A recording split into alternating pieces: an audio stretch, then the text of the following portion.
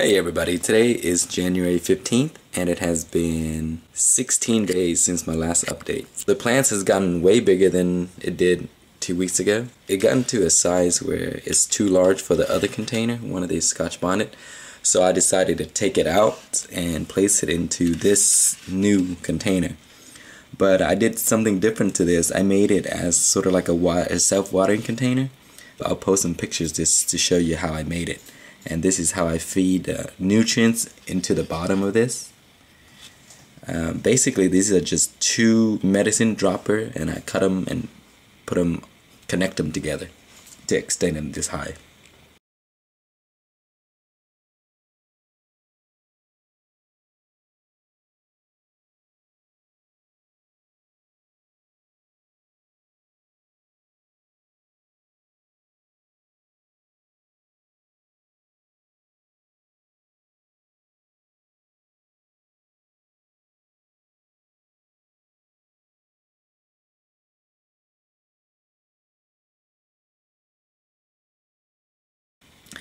So that's the size of my two chocolate Scotch bonnets, very nice and big.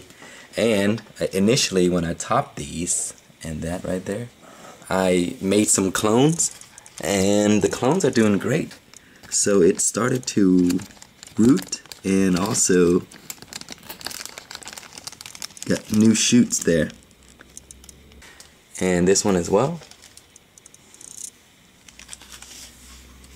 There's the new shoots right there, and some at the bottom, but they're much smaller. When I topped them, I didn't want to throw them away, and I decided to clone those.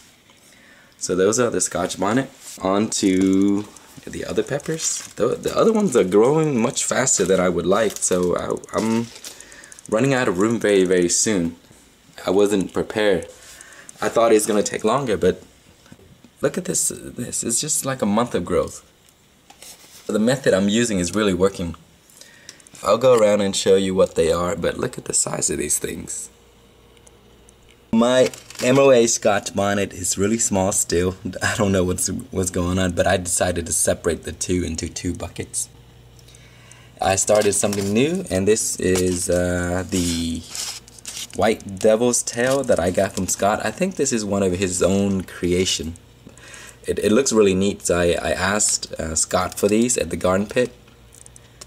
It wasn't in the giveaway, I just requested as a special. Here's the rest of them. There's my peach Congo, there's one. It's starting to sprout size right there.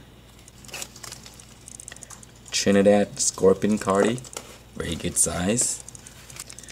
Mini Rocoto. I have two caramel boots. They're quite large. Look at that. Aji Habanero. 3 of those. These, for some reason, they grow much taller than the rest of them. They're getting the same amount of light, the same distance from the light, but they're just much taller. And that's the Bonda Ma Jacques.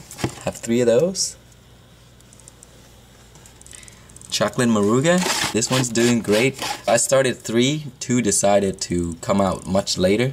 I'm gonna separate these and use it for test. I'm doing a bunch of things. Red habanero, 3 of those. Here are my reapers. Last year I grew these. They look like reaper plants, but the fruit looked like a Bhut fruit.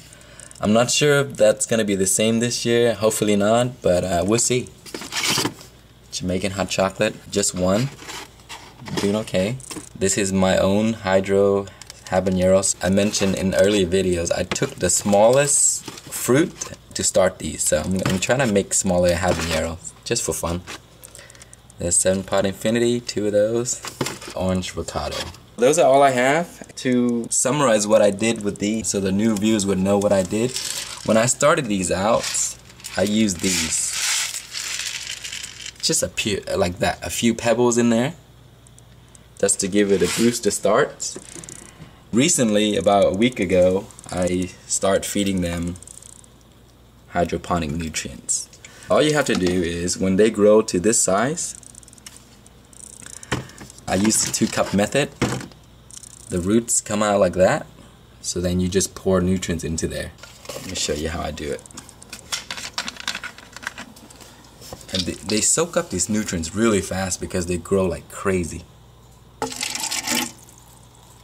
just like that. And then you put them back. That's all for the video today. I'll post more videos maybe every 2 weeks or so. Alright, so this is what I did to the chocolate Moruga. There were 3 of them. Took them apart. This one has so much roots all over the place. I decided to divide them out. Took that out and put it by itself. And the other one, I'm probably going to give this away because a friend of mine really loved the chocolate Moruga.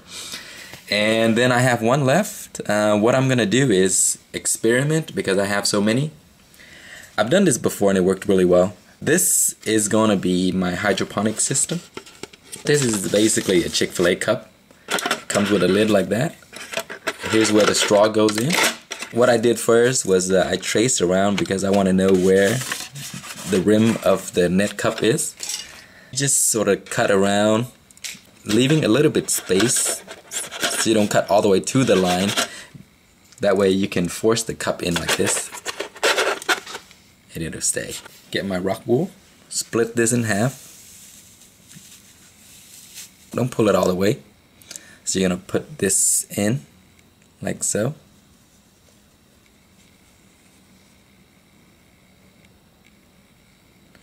Make sure the leaves are above, just like that, and the roots are hanging.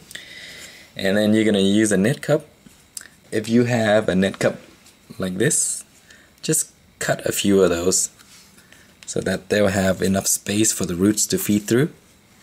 Then when you feed this through, make sure the roots go through those little spaces.